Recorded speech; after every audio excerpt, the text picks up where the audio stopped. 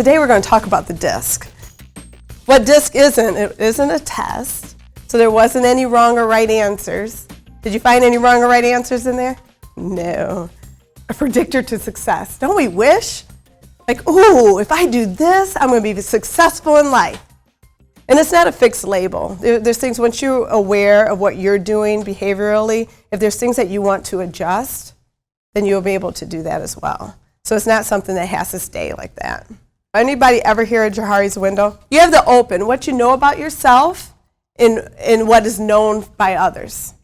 So that is something that when you walk into a room, people just look at you and already know. Those are things that you would know just from seeing me walking into the room. This is a quadrant where you know about yourself and other people know about you.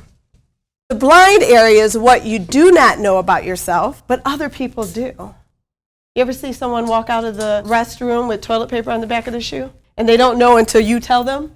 That's something that other people know about you, but you don't know about yourself. Then you have the hidden area where it's known by you, but not others. That's your secrets.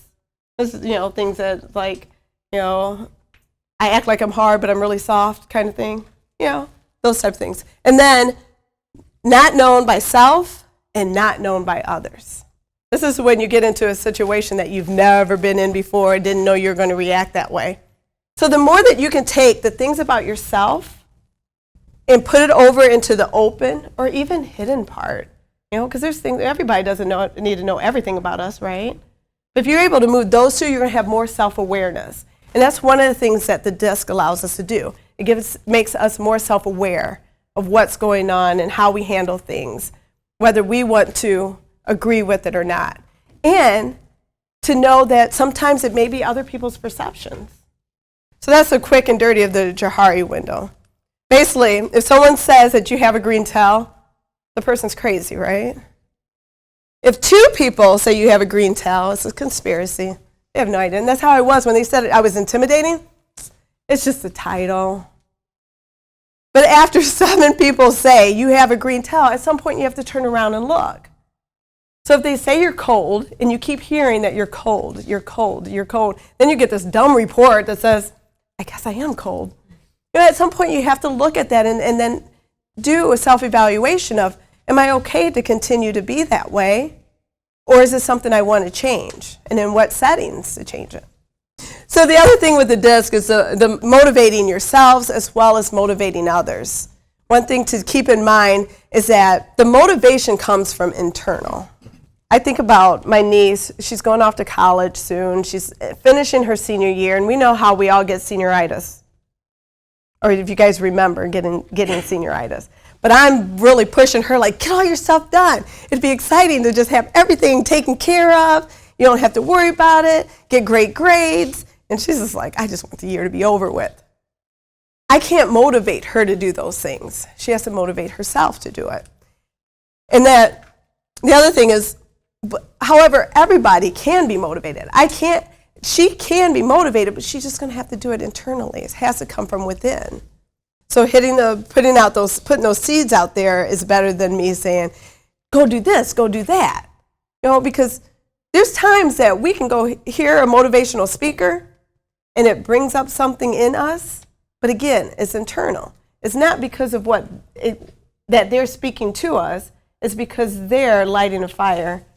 We're lighting a fire within ourselves. Makes sense? People do things for their reason, not your reasons. So keep that in mind as we talk about the different behaviors. And a person's strength, when overused, may become a limitation. So think about where you fall in here. The D's and I's are very outgoing people. And as we talk about this, you'll think about people that you work with and be able to put them in categories as well without actually going through the entire assessment. The C's and the S are more reserved. Task-oriented are the D's and C's, and then the I's and the S.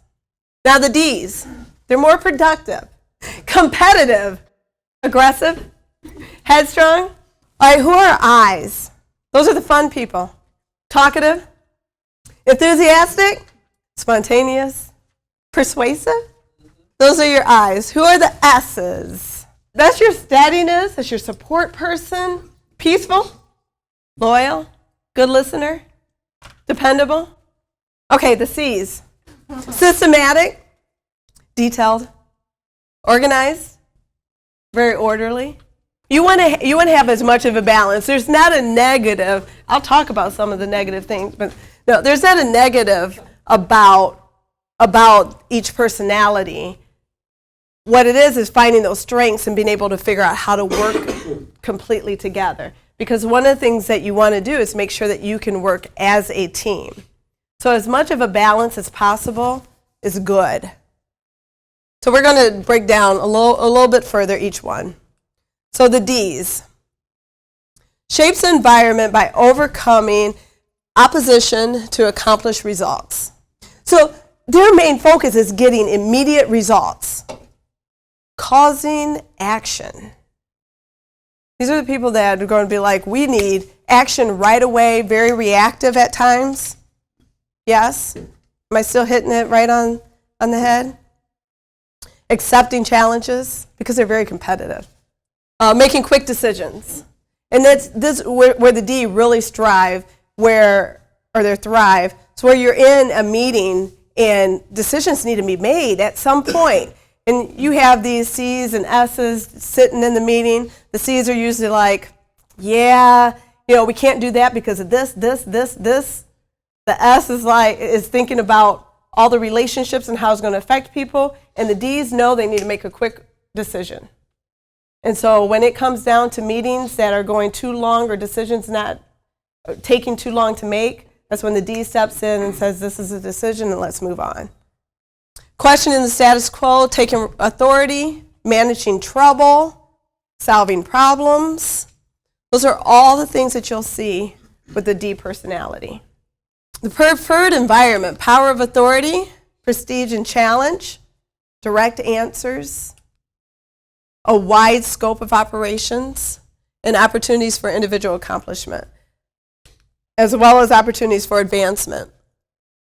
Now, the direct answers, one of the things that you'll see with D's, you guys don't like for us to waste your time, do you? However, sometimes what does that do to other people that's not aware that you just want the point? Feel dismissed. So it's one thing to be aware of that.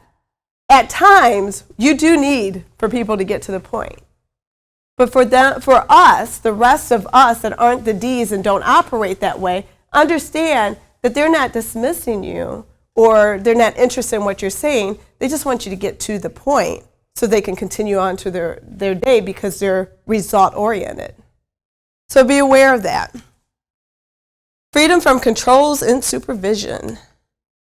Many new and varied activities. These are all things that are where you are with the D's, with their environment, their preferred environment. So your I's. Shapes the environment by influencing or persuading others. The I's like to liven things up. Contacting people, making a good impression, being articulate, creating a motivational environment, and entertaining people. And the I's like to participate in groups. Preferred environment, popularity, social recognition, public recognition of ability, freedom of expression, group activities outside of job. So they're the ones that say, hey, let's go get a drink afterwards. Freedom from control and detail, coaching and counseling, favorable working conditions. Those are your I's. And Rhonda's going to go into more detail on how that actually fits your culture overall. The S. Cooperates with others within existing circumstances to carry out tasks. Demonstrating patience, developing specialized skills, helping others, performing in a consistent manner, showing loyalty, being a good listener, creating a stable work environment. Maintenance and status quo. You like things to stay the same? Predictable routines. Credit of work accomplished. Minimal work and infringement on home life. Sincere appreciation, identification with a group. Minimal conflict. And so that's your S. All right, now our C's. Works conscientiously within existing circumstances to ensure quality. Concentrating on key details, being diplomatic, checking for accuracy, adhering to key directives and standards, and thinking analytically, using indirect approaches to conflict, using a systematic approach to situations. So when you think of those are things that, again, it's not a cookie cutter. Every single thing's not going to completely explain who you are, but at least kind of gives you an idea of where you fall. All right, so Rhonda's going to talk about the actual overall culture of this room. There's a lot of D's in here. There's a lot of D's and I's. So what that tells me is that there are a lot of really outgoing people. So before we get into what your culture is, I want to make sure everybody has a good understanding of what culture is. When I say the word culture, what do you think of? Basically, it's an informal combination of behaviors, values, and attitudes that most people in the group take for granted. It's just kind of the way things are. That's the way we do things around here, right? You hear that when you go into places, that's the way we do things. And what we know about culture is once you step into a culture, it's easy to get drawn into whatever that culture is, right? If you're not really cognizant of how, what you stand for, it's real easy to get drawn into that. And some people can go into a culture and completely change the dynamic. And so you have to know what your culture is, what you're working with, what works for you, what doesn't work from a cultural perspective for the whole team in order to get where you want to get. And so culture is important because even those of us who walk in from the outside can feel that thing. You don't have to tell me what your culture is. You don't have to put it on a billboard. You don't have to say this is what we do, because guess what? We all feel it, right? It's like we know that. So let's talk about your specific group culture and how group culture comes to be. Typically, it starts with the style of the group leader. The style of the group leader can have a tremendous effect on the culture, particularly of the team that they're leading, because the way that the leader goes, sometimes your team goes there just because, why? They kind of have to. If you're with the identified leader, if the identified leader is the person who's signing the checks and having the big bucks, then kind of that's our leader right there. But then there's also the culture that exists because of those unidentified leaders, those people who are in positions that you can be around, and it kind of shifts the cultural swing of things. So where does the group norm come from? The most pronounced styles within the group typically dictate how it goes. In this group, you're very DI heavy. So you have a lot of, I think you have 7 people with D dominant and 6 with I. So you're very DI heavy. So that means that this group is likely to be, I actually have some statistics on it. 72% of your group members are fast-paced and outspoken. Does that sound right? About 26% are cautious and reflective. 61% of your group tends to be questioning and skeptical, while 39% seem to be accepting and warm. Culture also comes from the type of work that the group does. You know, when you go into a hospital, you expect it to feel differently than when you go into, say, a restaurant or a factory or the military. There's just certain things about that place that garners how you should feel about it and what the culture should dictate. The other is the historical context of the group or the historical culture. Sometimes the culture is what it is just because it's always been that. It's always been that. That's just the way that we've always done things. And they say that's what the 6 deadliest words in business. It's just the way that we've always done it. The other is the cohesion or the tension within the group. Sometimes you could bring somebody in who can help solidify the group and the culture of that group. And sometimes you could bring someone in who can be like poison, and it changes the culture of the group. The other is the goals and mission of the group. Some companies are very mission driven, and so that permeates through the culture that we're here to serve other people. Some cultures are just about the money, right? And so you can feel that, and it has an impact. And the reason that it's good to know this is because it's important to know where it comes from, particularly if you want to change it. If you want to change it, or if you want to keep it the way that it is. You have to understand those factors that are involved. When we look at the DISC for individuals, you know, you had the fast-paced and a more reserved. When you look at it from a global perspective, that's going to be your fast-paced, outgoing, your D's and I's. Cautious and reflective are your bottom people. Remember, that's only like 26% of you in this room. Questioning and skeptical are your task-oriented people. Your D's and C's are task-oriented, so they're questioning and skeptical about everything. Like, why are we doing this? What does this make sense to do? Can we do this a better way? And you know, there's rules behind that. And why don't you people just listen to me? And then the I's and S's are more of accepting and warm. So when you look at the culture of the agency, when you think about what people experience when they come from the outside in here, as a global, not just the people in this room, where do you think it lands? Do you think it lands at fast-paced or outspoken? Fast-paced, as an organization, it's predominantly a D culture. Okay, I want you guys to remember that, because when I talk about how culture, people working in that D culture outside of this room, because you're predominantly a DI culture. So what is it like for people who are I's, S's, and C's working within this predominant D culture? What is that like for them? And how can they adjust? And how can the culture make accommodations for them so that, you can keep people around and bring out the best in them? So this is where you guys line up. All these little dots. That's what you guys look like. But you see that 39% is primarily D, 33% is primarily A, only 6% primarily S, and 22% are primarily C. And so that's where your list, that's the people in your neighborhood. That's who you're dealing with over here. And I think once you read the requirements and the characteristics, it becomes easier to identify. But when you look at these things, they start to make sense in the context of this room. And then when you start taking it outside of this room and what it looks like for the bigger picture, it also starts to make more sense. All right, so what that means for this group is the pace is more active than thoughtful. It's about getting it done for this group right here. And probably for the global, the bigger picture, if we're more D, right? There's probably a lot of assertive people in here, not too many passive folks, right? The culture is likely dynamic and fast-paced. Oh, I bet it's fun and it's always popping. Is it always popping in here? You're more questioning and skeptical than accepting and agreeable. And it prioritizes logic and objectivity over empathy and feelings. So the culture is likely task-oriented, matter-of-fact, and unsentimental. Let's just do it. Why are we still holding on to this old stuff? Time to get some new stuff. Gotta make it happen. That's you all. That's everyone in this room. And that's probably, from what I'm hearing, the characteristic of the rest of this place, right? So let's talk about the cultural characteristics in general for DISC as a culture. Jessica covered as individuals, but as a culture, how does it feel? What does it look like to work in an environment that's driven by a D? So for a D, which you have a higher percentage of Ds than the average of the groups that take this. The average is only at 22. You guys have 39% in here. So some hallmarks of a D. Oh, they're all about quick decisions. So decisions get made quickly around here. When I left my previous job to go to my next one, the thing that drove me nuts was how long it took for everything to be determined.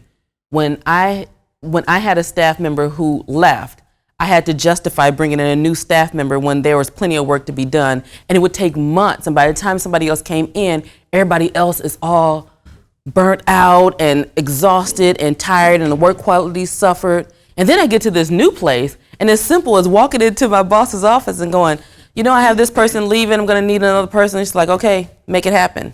That was very much appreciated, and I didn't realize I knew it was slow at the other place, but I didn't realize how slowly it was going until I got to a place that moved a lot quicker. So sometimes it's about, those perspectives and seeing that. There will also be direct answers, none of that, let me get back to it's a yes or a no, or then we're gonna move on. And a very competitive atmosphere. People want to win. They value solid results and powerful growth.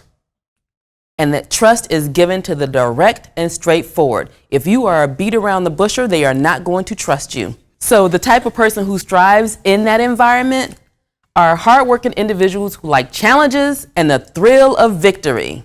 If you like to win, a D culture type company is the place for you. Now, who do you think struggles in a D culture? Who might struggle in an environment that's heavily D? People who are less assertive. They may feel more overwhelmed. And those less assertive people might very well be those people, those S's and C's, right? Because they're the more reserved, slower pace going. So in a D-type environment, they might struggle a little bit. Now, there's a drawback. Interpersonal communication may struggle, and the culture may struggle with high turnover, and it could very well be a stressful environment. Very well. With all this run, task, get it done, win. That could be very stressful, even for Ds. Well, here's some things that the D culture rewards, that if you work in a D culture and you're this type of person, or you do these types of things, you will be the golden child. You're independent, you're decisive, you're direct. If you win, you have victories. And if you show results, you will do very well and you will fit in very well with that culture. The D culture doesn't really look very kindly on these other things. Oversensitivity, hesitation, overanalysis. Oh, they can't stand a foot dragger. Can't stand, there's no foot dragging allowed. And then perceived weakness. I say perceived weakness because things that are strengths for others may very well be weaknesses for that same person. So the strengths, the weaknesses are perceived. But for a D, if you're not first, you're last. So when you have D's working in a D culture, if this is a D culture, let's assume this is a D culture and we have some D's here. Working in a D culture, oh, they're going to see that environment as ideal. Obviously, right? Because that's where they fit in. It's natural for them. They don't have to do a whole lot of stretching. The desire to win based on what they believe is best for them and the organization. They're not just in it because it feels good for them and to win. They want to help the organization win as well. And although it doesn't always look like that, that's typically where it's coming from. Like, hey, we all need to win. And you I's, S's, and C's just need to stop and listen to what we're saying, and then we all will, right? Determination will earn them respect. Assertiveness makes them prone to conflicts with their peers. That's D's working in that. When you have I's working in a D culture, this is your outgoing people person, right? Your D is your outgoing, task-oriented, and that's the culture is fast-paced. The I's, they may appreciate the speed of their ideas being implemented and the enthusiasm. That's what I really loved about my next job, where my boss was like, she was a D. She was like, make it happen. I was like, ooh, bet. Energetic approach can be a great benefit because sometimes, let's face it, you need that shot of energy. The organization may not be as exuberant in recognizing their work. For an I working in a D culture, I's like recognition. And so the D's like, you did your job. You got paid, way to go. The S's working in a D culture, they awfully find their niche as a sympathetic ear. They help the organization by applying their people skills. So if you're in a D organization, you have somebody who's a little more reserved and is always thinking about people and how this is going to impact other folks. They may often feel hurt or stressed in a setting that they see as cold or harsh. C's working in a D environment, they appreciate that business is at the forefront. They're pleased that achieving the goal is the priority and that time is not wasted on that ridiculous small talk. They're a great asset due to their dedication to resolving details and analyzing consequences. So they're the ones that are going to go, hey, slow down. I know you have these bright ideas, D culture, but you need to pump your brakes because these are the things that can happen. And they may encounter difficulties with the hectic pace and need for immediate results. So some D questions. Let's do some D questions. If you're in a D culture, does your group take the time to calculate risks? Does the group waste time with power struggles? Does status get in the way of good decision making? Because some of this stuff is just inherent. Could feedback be given in a more constructive way? Think about how things run around here. Could feedback be done in a more constructive way? And if the answer is yes, then think of more constructive ways that it could be implemented into the culture of the place. Or maybe there's some things that need to be changed. Maybe it's not the policy. Maybe it's just how we implement it. Maybe it's how we pull people out and say, hey, this is what happened and this is what I want to see you do to resolve it instead of a public shaming. And keep in mind, your D's might go, just tell me what I'm supposed to be doing. I don't want to hear that. So it really is adapting, but have an overall idea of it should go through the constructive feedback funnel first. How is this going to construct and build up this employee to be better or to do better or want better, as opposed to, I just need to tell you what it is you're doing and you just need to do it. So I culture, there's 33% of this group is I culture. So it's almost pretty balanced between the D and I, and that's where the outgoingness comes from. So that was higher than average. The average is about 28%. You guys came in at 33%. The hallmarks of an I culture is an energetic atmosphere, optimistic approach, and get this, there's plenty of time spent in meetings and socializing. We I's like to chill and talk, and we like to get stuff done, but we like to make sure we've connected first. An I culture values effective teamwork and creative approaches to problems. So if you're in an I culture, there's going to be teamwork. You're going to have consistent team building things. Let's have retreats. Let's get together. Let's learn about each other. Let's think outside the box. And trust is given to those who are open and expressive. Open and expressive are what? The D's and I's, the top people. It's hard to extend trust when you don't know where people are coming from with the S's and the C's because they're so dang on quiet. Who thrives in an I environment? Charismatic individuals with keen social skills. Oh, who struggles? Those who aren't people-oriented, the D's and the C's, they're going to struggle in that environment because why do we need to do all this hand-holding? We have work to do, people. And they're going to be frustrated with the emphasis on group activities and social niceties. I don't want to tiptoe around your feelings. I just need to tell you what you need to do, and then you need to do it. But as fun as an I environment sounds, there is a drawback. Poor planning and low tolerance for routine tasks may sometimes prevent such a culture from actually implementing any bold ideas. I have great big ideas. Ask me about my implementation. I know this about myself. I can't build a culture around me in that. But if I did have a culture around there, we would have a lot of fun and we'd have a lot of great ideas. But they may or may not get implemented unless we really stretch ourselves to discipline ourselves to do that. And that's quite a stretch. So I culture is going to reward creativity, enthusiasm, optimism, and collaboration. But most of all, they want passion. Now the I culture is going to critique rule making. Oh, why do we have so many rules? We like to be outside of the box. Why you keep trying to put us in boxes? Boxes are horrible places to be. Overanalysis. Oh my gosh, do we have to look at this again? Introversion. Why aren't you talking? Say something. Why y'all so quiet? Everybody's thinking. And insensitivity. Well, D's working in the I culture are going to appreciate the fast pace and the excitement. They're going to really like that. Eagerness to take on new challenges keeps the cycle of creativity moving, and they're going to inspire their peers. The D's in the I culture may grow impatient with prolonged meetings, and they may see the culture's emphasis on people's feelings as unnecessary or even counterproductive. But keep in mind, people are people. They don't turn themselves off when they come to work. So we have to sometimes incorporate that. Now, I's working in the I culture. Oh my gosh, they're so excited because it's the best fit ever. It's like their dream job where they always want to be. They thrive on the energetic approaches and constant interaction with peers because there's lots of parties, there's lots of potlucks, there's lots of meetings on top of meetings to discuss the other meetings. They can bring that energy that can help create passion for other people and inspire people to really do the things that need to be done to go out there. But their disorganization and spotty planning can be magnified. So when Jessica talked about those strengths that you have, those strengths that become weaknesses, that's one of those places where an I has a lot of strengths with their outgoingness, with the bright ideas, with all of this. Where everybody's an I, it becomes that much bigger of a problem because you don't have any D's and S's and C's to kind of balance it out. So S is working in an I culture. This is Jessica working in a Rhonda-dominated culture. They respond well to the warmth and collaboration of the culture. They really like that.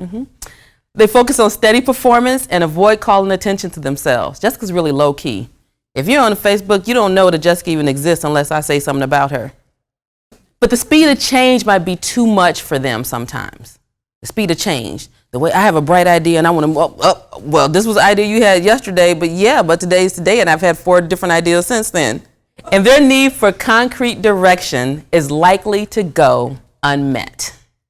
So C's working in an I culture may gain satisfaction by embracing the value of their work. So they have to grab onto something. It's like, okay, these people need me. They're likely to be the order maintainers. They may seem cynical because, sometimes they're the Debbie Downers because they come with the reports that prove that the stuff that you thought that was going to really work out really well isn't working out as well as you thought it was going to work. They undertake the research, analysis, and detail-oriented tasks that others avoid. For example, that 42-page document that I only got 6 sentences into, a C will eat that up. Nobody else wants to do all of that and fact check and back and all that stuff. But they may become annoyed at the lack of clear guidelines and rules. And if they can't create them, they might need to be on their way out because they will go nuts in that environment. Some I questions. How does the I culture support or inhibit the success of your group? And you guys pretty much determined you don't have an I culture, right? So we won't even do these questions, but these are the questions here. Does your group waste too much time socializing? Is your group as organized and efficient as it needs to be? Does your group follow through on ideas and innovation?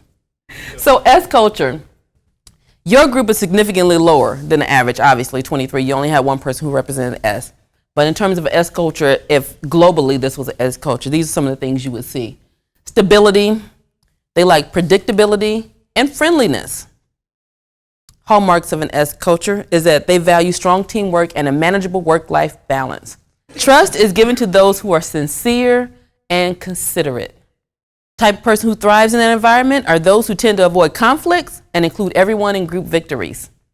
They want everybody to be included, and then they want to keep a low profile on the conflict. We don't need drama around here. They naturally support each other and rely on a systematic approach to work. Another, or what could be a deficit to that group, is that they may lag in innovation or in their willingness to take on bold challenges. Because you know what? An S culture really likes the status quo. Things are good the way they are. So the S culture rewards cooperation, you get along well, loyalty, humility, thoughtfulness, and team focus. The S culture criticizes aggressiveness, pushiness, disruptiveness, nonconformity.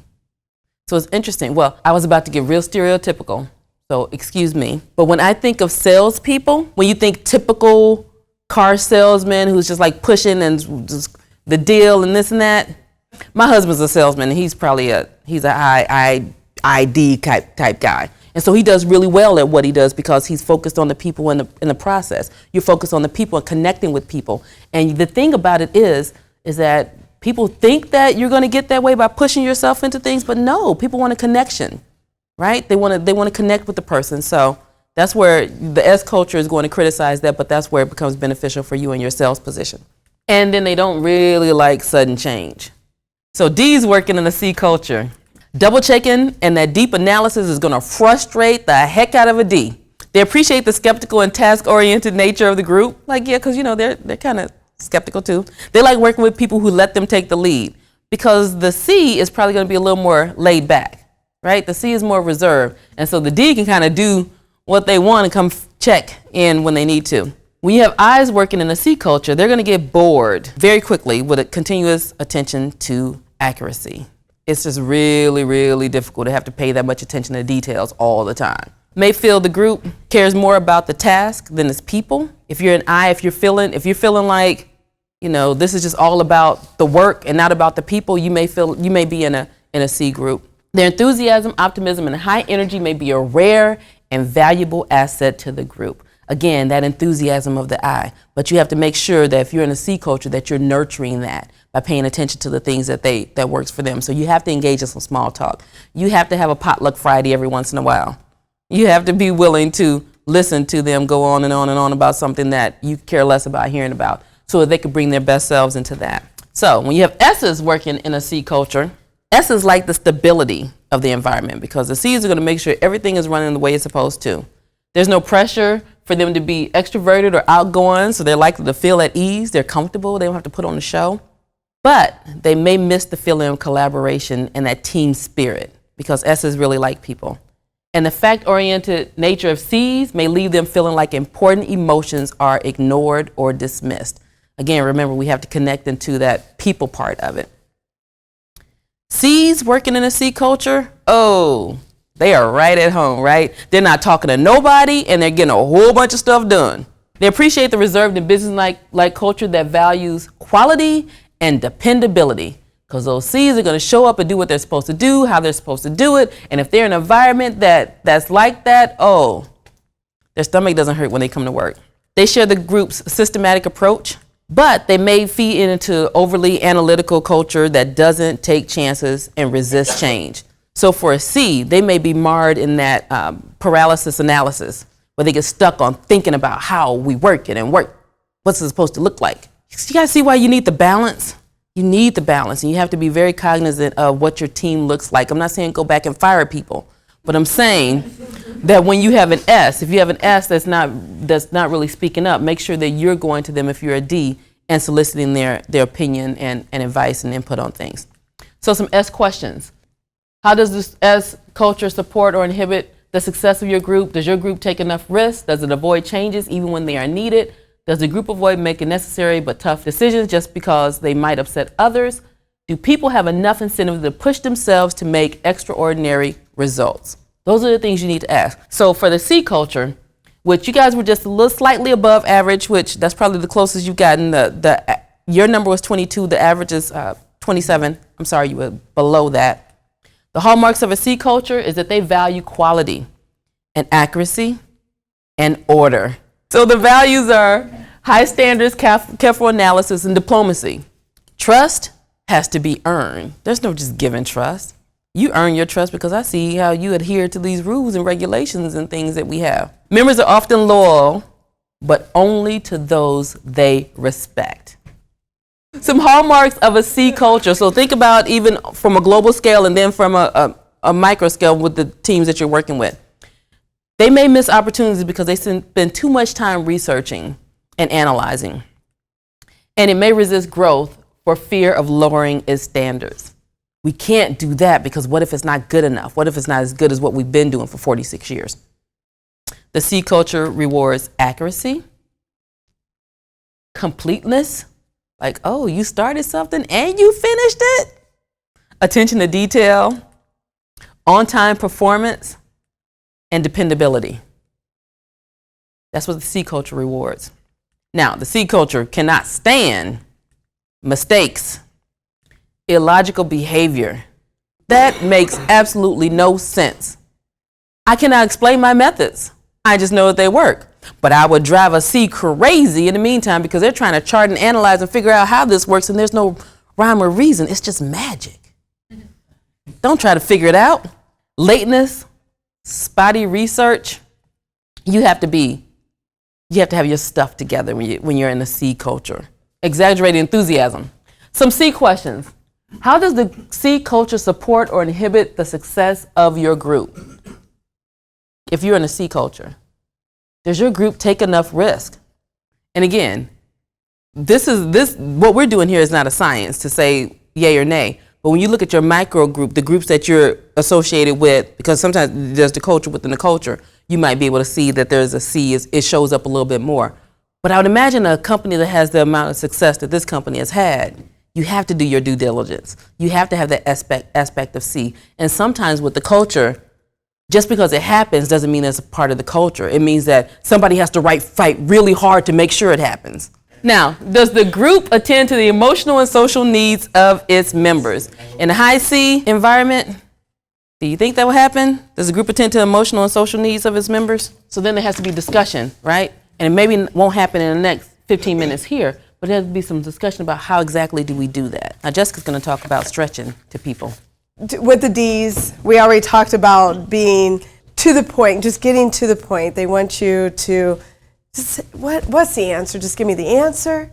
And then maybe you can sneak a little story or backstory in there, right? They usually let you know by their body language anyway, and the face that they're giving you.